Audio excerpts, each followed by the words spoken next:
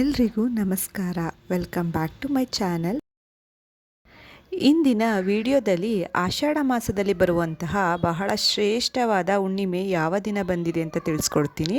ಹಾಗೆಯೇ ಆ ಹುಣ್ಣಿಮೆಯ ಮಹತ್ವ ಹಾಗೂ ತಿಥಿ ಸಮಯದ ಬಗ್ಗೆ ತಿಳ್ಕೊಳ್ಳೋಣ ಬನ್ನಿ. ಆಷಾಢ ಹುಣ್ಣಿಮೆಯನ್ನು ಆಷಾಢ ಪೂರ್ಣಿಮಾ, ಗುರು ಪೂರ್ಣಿಮಾ ಮತ್ತು ವ್ಯಾಸ ಪೂರ್ಣಿಮಾ ಎಂಬ ಅನೇಕ ಹೆಸರುಗಳಿಂದ ಕರೆಯುತ್ತಾರೆ. ಇದು ಆಷಾಢ ಮಾಸದ ಕೊನೆಯ ಹುಣ್ಣಿಮೆಯಾಗಿದೆ. ಹಾಗೆ ಈ ದಿನದಂದು ನಮಗೆ ವಿದ್ವತ್ ಮತ್ತು ಜ್ಞಾನವನ್ನು ಹೇಳಿಕೊಟ್ಟ ಗುರುಗಳನ್ನು ಪೂಜಿಸಲಾಗುತ್ತದೆ. ಈ ದಿನದಂದು ಭಗವಾನ್ ವಿಷ್ಣು, ಮಹಾಲಕ್ಷ್ಮಿ ಹಾಗೂ ಚಂದ್ರದೇವರ ವಿಶೇಷ ಪೂಜೆ ಮಾಡಲಾಗುತ್ತದೆ. ಪವಿತ್ರ ನದಿಗಳಲ್ಲಿ ಸ್ನಾನ ಮಾಡುವುದು ಹಾಗೂ ದಾನ ಕೊಡುವುದು ಈ ದಿನದಂದು ತುಂಬ ಶುಭವನ್ನು ತರುತ್ತದೆ.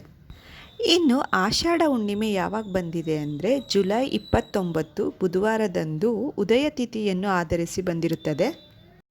ತಿಥಿ ಆರಂಭವಾಗುವುದು ಜುಲೈ 28 ಸಂಜೆ 6:18ರಿಂದ ಆರಂಭವಾಗಿ ತಿಥಿಯು ಜುಲೈ 29 ರಾತ್ರಿ 8:05 ಕೊನೆಗೊಳ್ಳುತ್ತದೆ. ಹಾಗೆಯೇ ಇದರ ಚಂದ್ರೋದಯ ಸಮಯ ಜುಲೈ 29 ಸಂಜೆ ಸರಿಸುಮಾರು ಈ ವಿಡಿಯೋ ಇಷ್ಟ ಆಗಿದ್ದರೆ ಪ್ಲೀಸ್ ವಿಡಿಯೋನ ಲೈಕ್ ಮಾಡಿ, ಶೇರ್ ಮಾಡಿ, ಕಮೆಂಟ್ ಮಾಡಿ, ಹಾಗೆ ಚಾನಲ್ನ ಸಬ್ಸ್ಕ್ರೈಬ್ ಮಾಡಿಕೊಂಡು ಸಪೋರ್ಟ್ ಮಾಡಿ.